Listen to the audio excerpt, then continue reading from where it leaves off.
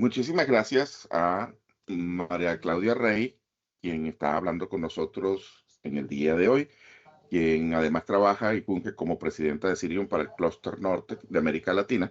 Y con ella queremos conversar acerca de una de las consecuencias más grandes de los eventos que recientemente nos han afectado en Venezuela, con ese doblete sísmico del 24 de junio, y fue la ruptura del cable internacional South America Crossing, que es el que maneja la mayoría del tráfico de Venezuela hacia el resto del mundo a través de la compañía que ella representa, que es Sirium, que es de alguna forma, para los que no conocen, una especie de mayorista de mayoristas, por decirlo así, en lo que a servicio de Internet se refiere, y que forma parte de una empresa que a lo largo de los años ha sido conocida por tener una de las mejores redes de comunicación dentro de la Internet, uno de los principales backbone del mundo, a través de Lumen y la empresa de la cual heredan todo esto, que es Level 3, que en principio constituyó una de las redes más grandes del mundo del Internet, como se le dice así, del backbone de la Internet, o digamos de la columna vertebral de la Internet. María Claudia, gracias por atenderme y nada, quisiera hablar contigo precisamente sobre este evento tan atípico que es para nosotros, que es tener que recurrir a una reparación de un cable submarino. Pero, ¿qué te parece si empezamos y damos un poquito de contexto sobre lo que son los cables submarinos y la importancia que tienen para la Internet hoy en día? Gracias, Alcides, un gusto. Gracias por invitarme a conversar contigo. Un saludo especial para ti, para toda tu audiencia y siempre y para todo el pueblo venezolano, en especial para todas las personas que han tenido que afrontar esta magnitud de este doble terremoto de manera tan singular. Mira, hoy en día los cables submarinos son la pieza clave de la conectividad en el mundo. Con el aumento desbocado del Internet y el consumo de la inteligencia artificial, son a través de los cables submarinos que están diseñados para transmitir grandes capacidades de red, que muchas de las comunicaciones y de la conectividad en el mundo se llevan, ¿sí? Los cables, y solo para dar un contexto muy rápido, uno puede conectarse a través de cables terrestres, a través de señales aéreas o satelitales y a través de cables submarinos. Y cada uno tiene una función mucho más específica. Los cables submarinos son los que dan mayor capacidad de transmisión. Los cables terrestres tienden a tener también muy buena capacidad, pero son los que finalmente terminan llevando el Internet, por decirlo, a la casa. Y los cables satelitales, si bien han venido creciendo mucho y se han popularizado mucho más, igual están diseñados para tener tráficos más puntuales o más escasos. Entonces, cuando uno ve el auge de la transformación digital en este momento, el auge de la IA, el auge de todo lo que tiene que ver con la transformación en los procesos en las organizaciones e incluso el auge de nosotros mismos como usuarios utilizando las diferentes herramientas en el día a día, pues gran parte de esa conectividad se surte a través de cables submarinos que son los que pueden llevar ese tipo de capacidades. Sí, María Claudia, cuando hablamos de la capacidad de los cables submarinos, vemos estadísticas que dicen que cerca del 95% del tráfico de Internet pasa a través de estos, y digamos que ese 5% restante solamente cuando hablas de conexiones que podríamos calificar de locales, lo cual para este tema que estamos tratando de proveedores de Internet, una conexión local no significa ni siquiera que sea dentro del mismo país, porque a veces para ir de un proveedor a otro dentro de un mismo país, terminas pasando por un cable submarino yendo hasta Así es. otro centro, un hub que puede estar, por ejemplo, que te digo yo, en el caso de Latinoamérica, en Miami, en Houston o algo por el estilo, y regresando a tu país. Así que conexiones locales son muy pocas. Obviamente hay instancias dentro de la infraestructura, como los intercambiadores de red, que permiten que ese tráfico se mantenga local y no salga, aprovechando la infraestructura física y los cables que de alguna forma están desplegados en tierra. Pero para terminar, que la gente comprenda un poco esto, hay que decir que la infraestructura en tierra, como tú muy bien lo dijiste, sirve para hacer una distribución dentro de la geografía del país o de la ciudad o del anillo que hayamos definido, pero normalmente terminas haciendo consultas en Internet que implican varios países, o sea, son transfronterizas, y para eso normalmente pasamos por un cable submarino en la mayoría de los casos. Por ejemplo, en Venezuela para hablar contigo en Colombia en este momento estamos saliendo a través de un cable submarino, aunque Así habría es. una opción de salir por una conexión directa en la frontera, pero normalmente la mayoría de nuestras rutas salen ahí porque tenemos una infraestructura que depende básicamente de dos puntos principales: punto fijo y la zona del litoral central, es decir, La Guaira, y varias estaciones que hay dentro de esto. Tenemos cuánto. ¿Me puedes hablar un poco de esa infraestructura, de cómo es ese cable South America Crossing del que estamos hablando, que es el cable que usa con prioridad Sirium, pero que también tiene otro dueño, ¿no? Si mal no recuerdo, creo que tiene Telecom Italiana o No, estaba dentro de ellos. Ya no, ok, no. El cable ok, 100%. solamente, Sirio, solamente de mira, ustedes, ¿verdad? Ujú. sí. Y quisiera agregar algo porque a mí me gusta simplificar mucho la tecnología. Sí. Y tal vez lo importante de un cable submarino, y lo quiero resaltar, lo acabas de decir, es la capacidad que tiene un cable para cruzar a través de muchos países, ¿sí? Y llevar largas Ujú. distancias. Entonces, tienes mucha razón en aclarar que cuando estamos hablando de infraestructuras submarinas, estamos hablando de la capacidad de que interconectas grandes geografías y puedes interconectar. Por eso el cable de Sirion es tan importante, porque el cable de Sirion, el SAC, es el que le da la mayor parte de la conectividad internacional a Venezuela. Y quiero hacer esta precisión un poco para enfatizar cómo está nuestra infraestructura cuando nos preguntas. Mira, Alcides, en el momento que ocurre el terremoto, tengo que ser súper honesta, nuestra principal prioridad fue primero establecer cómo estaba nuestro equipo en Venezuela. Nosotros tenemos muchos empleados en Venezuela, tenemos un landing station en La Guaira, por eso nuestra afectación fue un poco más alta y diferente, y tenemos gente que vive en La Guaira. Y te tengo que confesar que cuando empezamos a hacer el recorrido, obviamente estaban caídas las señales celulares, no teníamos información de mucha gente y nos tomó casi unas 11 horas garantizar que las 5 personas que nos faltaban en La Guaira por identificarlas, terminamos encontrando al otro día a las 5 de la mañana, ¿sí? Tuvimos empleados nuestros que perdieron su vivienda, afortunadamente, y gracias a Dios no tuvimos pérdidas de vidas humanas de nuestros equipos, pero sí tuvimos empleados que lo perdieron en todo. Entonces, trabajamos en dos frentes. Primero, identificar dónde estaba nuestro equipo de trabajo y segundo, recuperar nuestro anillo terrestre en Caracas, ¿sí? Que es el anillo, o sea, el cable submarino viene y le da toda esta transmisión de datos a un anillo que está ubicado de manera terrestre en todo el centro de Caracas y que va hasta el landing station de La Guaira. Entonces, la primera identificación que hicimos, garanticemos, y esto es algo que tú haces normalmente en temas de descarte cuando una red se afecta, empiezas a descartar pasos, garanticemos la estabilidad de nuestro anillo terrestre, sobre todo porque como había habido derrumbes y como habíamos identificado que había muchas rupturas de cable local, ese fue nuestro primer paso. Nosotros logramos habilitar nuestro anillo terrestre de Caracas en menos de 48 horas. Eso significa que logramos subir nuestros data center y nuestro landing y volver a conectar y a través de algunas contingencias que teníamos terrestres, logramos habilitar buena parte de los clientes empresariales o enterprise. Y ahí esa decisión la tomamos en función de que tenemos muchos clientes que considerábamos eran críticos para el momento que estaba pasando el país. Entidades de salud, bancos, aseguradoras, tenemos proveedores de servicios esenciales, retail. Entonces nosotros casi que dijimos, ok, solucionamos el anillo terrestre y sobre el anillo terrestre con la capilaridad que tenemos y con las capacidades de backup, habilitamos a Caracas y a Venezuela dentro de Venezuela, ¿sí? Y este fue un trabajo también extraordinario.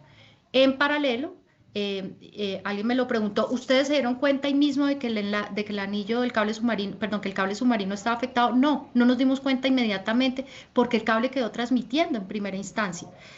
Una réplica al otro día en Caracas a las 7:30 de la mañana, no sé si te acuerdas, como 7 y Sí, sí, algo. claro, por Y supuesto. ahí los filos que yo creo que quedaban dejaron de transmitir. Entonces, por eso además dijimos, ok, la solución del cable es una solución diferente, garanticemos tener la mayor conectividad posible y eso nos permitió darle, te digo, trámite al 60% de nuestros clientes. Esa fue como nuestras primeras 24 horas o 48 horas. Con esto ya habilitado, iniciamos y en paralelo la segunda parte y era identificar dónde estaba la ruptura. La ruptura de nuestro cable se dio a 1800 metros desde nuestro landing station en La Guaira, Ujú. a 1800 metros de distancia hacia el mar. Entonces nuestro siguiente trabajo era coordinar la llegada del buque experto. Estos son buques que no son tantos en el mundo. Sirion está adscrito a una red internacional que habilita que uno pueda conseguir estos buques y tienen unas programaciones hechas con tiempo y con rigurosidad, porque hay muchos cables en el mundo, lo has mencionado, y porque es habitual que no solamente se estén dañando los cables, sino que también se tengan que mantener, ¿no? Entonces, en paralelo, iniciamos la traída del Wave Sentinel, el barco que nos acompañó en este proceso, y en paralelo, mientras nosotros habilitábamos el barco, iniciamos el proceso de los permisos, que son habituales en Venezuela y en todos los países, porque estás entrando a aguas submarinas de un país, ¿no? Sí. María Claudia, eso es interesantísimo porque primero el dato de los 1800 metros se dio a conocer bastante pronto dentro de todo y yo me preguntaba, ¿cómo realmente se sabe esto? Porque si el cable está roto, debe ser un algoritmo o debe ser un proceso de trabajo realmente complicado. Mucha gente asumió que eran 1800 metros de profundidad. No creo que el mar tenga 1800 No, metros de profundidad en donde estaba, gracias a Dios, porque eran hubiera sido 80 mucho más, metros, que 80 metros de profundidad. hubiera sido muchísimo más complicado a 1800 metros. Pero sí, igual. A lo mejor los 80 metros suenan más fáciles que los 1800, pero igualito a 80 metros no hay un buzo que pueda ir con facilidad ni nada. Esto implica mecanismos muy interesantes de recuperación, de los cuales quisiera que me hablaras un poco. Pero primero te quería preguntar, ¿tú has vivido este tipo de experiencias en tu trabajo, digamos, al frente del clúster norte de Sirion en algún otro momento? ¿Te ha tocado alguna reparación de cable urgente que tuvieras que hacer o esta es la primera vez que te toca vivirlo? Esta es mi primera vez en cables submarinos rotos y Ok, imagínate. con esta magnitud, porque también te tengo que decir, los cables submarinos a veces se rompen, sobre todo los que están en el Atlántico, por las anclas de los barcos. Cuando las tiran, Exacto. los Ujú. levantan y los rompen. Y es normal que haya este tipo de cosas, pero así con esta magnitud y con esta celeridad, fue mi primera vez en todo, lo Fantástico. confieso. Si nos describes un poquito, muy por encima, el proceso, cómo fue, cómo determinaron esos 1800 metros, si es que tienes idea, y después cómo llegaron ahí, qué fue lo que hicieron, porque normalmente, para que la gente tenga una idea, el tendido de cable submarino es un tendido realmente caro, es una cosa que vale como 1,5 millones a 3 millones de dólares por kilómetro, Así es, lo cual es muy, muy costoso, y la reparación todavía suele ser más costosa. Entre así 3 y es. 5 millones de dólares vale normalmente una reparación. No lo hace cualquiera, como tú bien dices, hay una flota de 50 barcos aproximadamente en el mundo que pueden hacer este trabajo. Y como tú dices, hay muchos cables y hay mucho trabajo pendiente, por lo cual siempre están asignados en algún lado. En este caso vino desde Guadalupe, si mal no recuerdo, el barco hasta Curazao. En Curazao cargó tripulación y después de Curazao hicieron todos esos trámites que se hicieron en tiempo récord, como bien tú decías, que tomaron 14 días. Pero esos 14 días no era que ustedes no estaban trabajando, ni que la gente que iba a reparar el cable no estuviera trabajando, sino que me imagino que estaban terminando de ubicar dónde estaba la falla, además, ¿no? Así que si nos cuentas un poco ese proceso, que es la parte más interesante de todo esto que hemos vivido. Mira, Alcides, acordémonos que el cable tiene dos puntas. Entonces, una punta estaba en La Guaira, ¿sí? Sí, Y otra punta estaba conectada desde San Croix.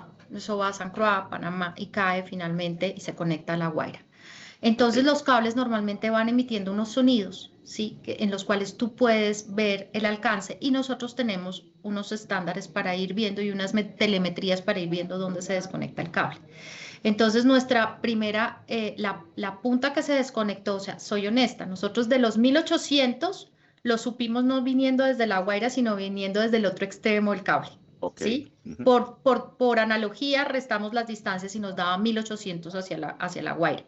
Pero ¿qué pasaba de los 1800 hacia La Guaira? No lo sabíamos. Sabíamos que ahí había una ruptura, pero nosotros dejamos de ver el extremo que estaba conectado en La Guaira. Entonces, ¿qué hace el buque? El buque viene y cuando el buque empieza, nosotros tenemos identificado claramente dónde viene nuestro cable, tenemos todas las coordenadas. Este es un proceso de hecho es uno de las información que tú le tienes que entregar al gobierno para poder entrar. Tú al gobierno le tienes que decir a este y a todos dónde está el cable, dónde está la ruptura y dónde esperas encontrarlo, porque eso hace mucha diferencia por algo que acabas de decir clave, por las profundidades del agua, hasta dónde puedes o no entrar, qué tipo de barco puedes entrar, ¿no? Claro. Entonces, claramente nosotros emitimos, cuando el barco empieza a entrar a aguas venezolanas, él empieza a emitir ese sonido y cuando se deja de escuchar el sonido, ahí se sabe que es el punto exacto, pero nosotros ya tenemos una especificación clarísima y pudimos decirle con una precisión altísima al barco, la ruptura está en este cuadrante de estas coordenadas. Cuando el Ok. barco deja de escuchar el sonido o se deja de emitir ese sonido, es ahí donde el barco descarga un ROT. Es un robot Ajá. manejado a través de A control control remoto remoto. muy grande. Ajá. Hemos pasado algunas imágenes. Y el robot baja y lo primero que hace el robot es bajar y hacer un diagnóstico del área, ¿sí? Fíjate que acá normalmente los cables se rompen y quedan separados a una distancia relativamente cercana. En este caso, la distancia de los dos extremos fue de 270 metros. Entonces, Wow. el rod baja, encuentra la punta norte del cable, que es la punta que venía del océano, que era la punta que emitía el sonido, y él tiene que empezar, y ahí empezamos a hacer un escaneo a través de toda esta, digamos, no te imaginas la tripulación tan especializada que va en estos barcos, pero también nosotros teníamos nuestra gente experta en todo este tipo de operaciones, tratando de identificar dónde estaba la punta sur, que era la punta que venía de La Guaira. Entonces el robot se toma más o menos, te voy a ser franca, casi 8 o 10 horas encontrando la otra punta, el otro extremo del Ok. cable, lo recupera y lo jala y lo puedes subir. ¿Qué se hace? Tan pronto identificamos la punta sur, porque la punta norte ya la teníamos Ujú. ubicada, lo que hacemos es traerla, recogerla y subirla. Y de hecho fue la primera punta que subimos al barco. Tú subes, el rod tiene una fuerza enorme, sube la punta del cable, la lleva al barco, se ponen unos aparatos y ahí se empieza a trabajar esa primera parte, porque no solamente se rompen los cables, que bien sabes son como hilos muy delgados, sino que Sí, claro. adicionalmente el recubrimiento quedó bastante afectado. Y Ok. ya iniciamos la primera parte, que es la reparación de la parte sur o del extremo sur, y después subimos el extremo norte. Hacemos lo mismo, empezamos a hacer todo un proceso de ingeniería en donde se revisa, se arregla y finalmente empalmamos los cables. Cuando se empalman esas fibras, estás hablando de empalmes milimétricos, porque para que queden comunicando perfectamente las imperfecciones deben ser cero, ¿sí? Eh, Claro, claro. y duramos en esto, este es un proceso que toma mucho tiempo y bien lo dices, no estábamos esperando y ahorita te Ujú. voy a hablar que hicimos en unos 14 días, pero ese empalme, esa finitura que hay que hacerla con muchísima filigrana, después de que empalmas, pruebas y pruebas cómo quedó la conectividad, si está funcionando. Hay unos estándares internacionales, eso es que alguien nuestro diga, ay, no, prendió, no, no. Hay que hacer una cantidad de pruebas y hay que cubrir una cantidad de requerimientos para decir si efectivamente quedó y después se vuelve a recubrir, porque el cable tiene que bajar recubierto al lecho marino. Se vuelve a recurrir, se vuelve a empalmar todo el cable con lo que quedaba, se levanta y se iza en el barco y se vuelve a soltar en el lecho marino por el mismo robot, con acompañamiento del robot y de algunos buzos que participan no a la profundidad de 80 metros, pero que participan un poco en el proceso. Sin duda, Ahora María bien, Claudia, esto es dime. parte de lo más importante de la reparación de un cable submarino como el South America Crossing, que además trae gran parte de la data que viaja en Internet desde Venezuela hacia adentro, hacia afuera y hacia adentro. Así es. La gente se pregunta, y me lo han preguntado muchísimo, de qué tamaño es ese cable, cuál es el grosor del cable. No sé si tú Eh, tienes alguno de esos datos para compartirnos, cuántos pares de fibra óptica viajan por el cable o algún tipo de dimensionamiento, porque la gente obviamente no sabe imaginarse de qué tamaño tiene que ser un cable para que pase toda la internet de un país por él. Y la mayoría de las veces yo les respondo un poco más grande que lo que es el grosor de un brazo de una persona, pero yo quisiera que tú me confirmes sí, si ese es el tamaño como tal y cuántos pares, si lo es sabes. más, Ujú. incluso más ancho Ajá, que el brazo de una persona. Yo sí, un te poco diría que más. es 2 brazos de Ok, una persona, para hacerlo fácil de entender. Pero mira, el cable nuestro tiene una capacidad enteras gigante, pues es capaz de cubrir el desafío, la demanda de Internet de Venezuela casi en un 60%, 64%, pero sobre ese mismo cable viajan a otros países y eso también es capaz de cubrirlo. Entonces estás hablando Claro. de, sí, un cable que tiene una capacidad enteras, capaz de Ujú. absorber hoy lo que mueve. Y el punto es, lo que se dañó fue el ramal de ese cable que venía hacia Venezuela, pero no el cable completo. O sea, el No, cable como tal, para la gente que está escuchando esta entrevista, hace una especie de herradura o una U alrededor de toda Latinoamérica y empieza desde Chile y termina en Argentina, pero por fuera del continente, cruzando obviamente por Panamá en tierra, por esa zona. Pero lo interesante es eso, que el resto del tráfico de los demás países no se vio afectado, fue solamente el ramal que venía hacia Venezuela, ¿verdad? exactamente. Nuestro tráfico estuvo, estos cables son cables adicionalmente con los cuales Sirion ha sido muy exigente en su mantenimiento. Sí, Ujú, además nosotros bien, y me gusta mucho como lo explicas, es un ramal, tenemos unos backbone en donde cada uno de estos cables en cada país van descansando. Entonces, efectivamente, nuestro tráfico internacional en el resto de los países no fue afectado, casi que quedó aislado en el evento de Venezuela. Y pasa algo muy interesante cuando uno habla de este tipo de cables submarinos, y es que fíjate que hay casi 200 eventos al año en rupturas de cables submarinos, ok. ¿sí? El barco estaba en Guadalupe porque en Guadalupe estaba desconectado hacía casi un mes porque había tenido una ruptura de cable submarino. No podría dar exactamente el tiempo, pero estaba desconectado. Y el cable estaba arreglando cosas en Guadalupe. Entonces, el barco siempre carga en Curazao. Ellos tienen centros de acopio en diferentes partes Ujú. del mundo y Curazao es uno de los centros de acopio de de los tipos de cables, porque aunque uno pensara que un cable submarino es muy general, cada empresa tiene un dimensionamiento y un trabajo de arquitectura sobre cada uno de sus cables submarinos.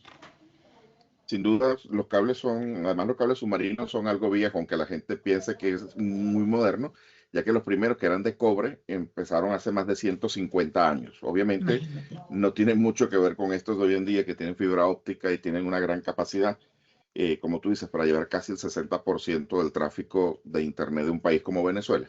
Sin embargo, es interesante saber, mientras tanto, porque hoy, 28 de julio, ya ustedes han dicho oficialmente que el cable está reparado y 100% en funcionamiento, y corrígeme si no es verdad lo que estoy diciendo. Así es, nuestro cable está Sí es, 100% ok. reparado. Nuestro Ujú. anillo terrestre en Caracas está funcionando al 100% y el tráfico está restaurado a la capacidad total que da. Nosotros tenemos un estándar en estos cables de niveles de servicio del 99.999%, pero nosotros en el caso de Venezuela siempre hemos estado por el 100%. Entonces hoy nuestro cable funciona con total normalidad y lo deben haber sentido todas las personas que están en la red de Siria. Sin duda, hasta el momento del terremoto, ustedes tenían más de 99.99% de tiempo arriba o de tiempo de Sí, uptime, de funcionamiento con sí, ese cable. Y esta estadística de estar casi un mes en una reparación que normalmente toma mucho más tiempo, ¿ok? Ya que en promedio por lo menos son unas 5 semanas de reparación. Sin embargo, ustedes, una vez transcurridos los 14 días y que comenzaron la reparación, terminaron en un tiempo que yo creo que es casi que un tiempo récord, ¿no? Así también. que esto me imagino que dentro de las estadísticas de recuperación ante eventos imprevisibles e inevitables como el que ocurrió, debe ser una gran enseñanza la que queda para Sirion con todo esto. Si me hablas un poco sobre qué aprendieron ustedes y cómo esto se lo llevan de lecciones para futuros eventos que ojalá no tengan que ver con eventos tan trágicos como un terremoto, pero que pueden implicar cortes de estos cables. Qué buena pregunta y muchas gracias por ella. Aprendimos un montón de cosas. Lo primero es que no te lo contesté, pero voy a aprovechar. ¿Qué hicimos en esos 14 días? Durante esos 14 días tuvimos un equipo monitoreando completamente el tráfico que estaba sobre el anillo terrestre, ¿sí? Porque en la medida en que nosotros veíamos que había empresas que no lo estaban usando, porque seguramente no estaban conectadas o porque habían tenido afectaciones en sus redes, ¿sí? Porque eso también pasó.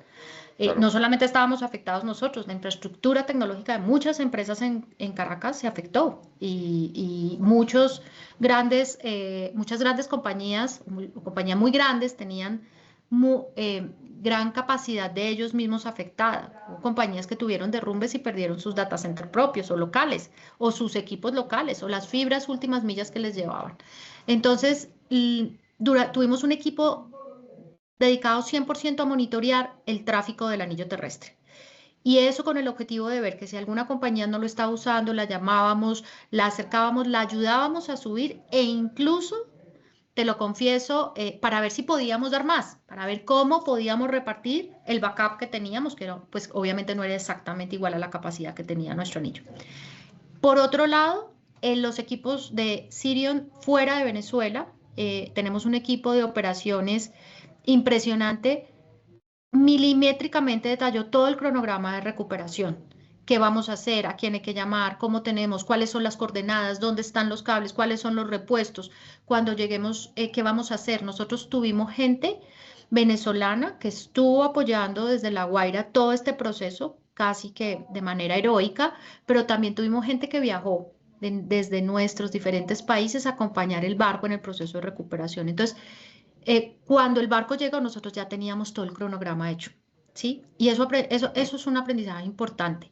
Este tiempo no lo malgastamos, lo utilizamos en tener todos los escenarios posibles para las diferentes cosas que podíamos encontrar, porque como te digo, de los 1800 metros hacia la playa no sabíamos que podíamos encontrar, ¿sí? Un tercer elemento que fue muy importante fue la consecución de los permisos. Estos permisos son habituales en todos lados. Estás entrando en aguas submarinas de un país con tripulaciones que normalmente vienen de diferentes nacionalidades. Entonces estás tocando el ecosistema, entonces tienes que completar todo esto. Y acá tuvimos un aliado importante en Conatel, que entendió la importancia de la conectividad y también a través de ellos con entidades gubernamentales. Entonces, navegamos un montón en entender todo ese mundo. Para nosotros es habitual porque cuando tú instalas un cable submarino como lo hacemos nosotros o cuando mantienes, tienes que hacerlo.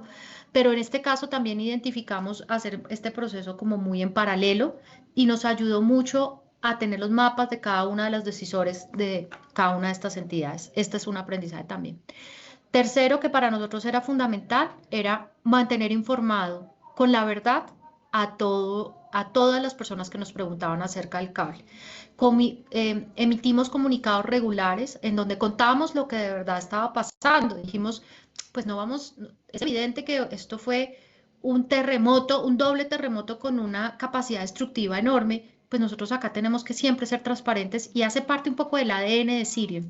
Entonces, establecimos una ruta de comunicados para los medios, para el público, para nuestros clientes, incluso para nuestros empleados, que eran nuestra principal preocupación, muy transparente. Y eso lo confirmamos que hace parte de una estrategia digamos, muy interesante, que yo creo que a ustedes los mantuvo mucho más tranquilos. Comunicábamos lo que podíamos comprobar, ¿sí? Y lo que sabíamos que era un hecho. Aprendimos muchísimo del valor de las personas. Mira, el gran aprendizaje que a nosotros nos deja fue esos héroes en Venezuela, esas personas en La Guaira nuestras que perdieron sus casas y de día estaban tan obsesionados por recuperar la conectividad porque entendían es que no estoy haciendo mi trabajo solo por mí, estoy recuperando la conectividad para mis vecinos, mis amigos, mis familias, ¿sí? El impacto de eso nos llenó de corazón y de energía para decir es que tenemos que hacerlo todo.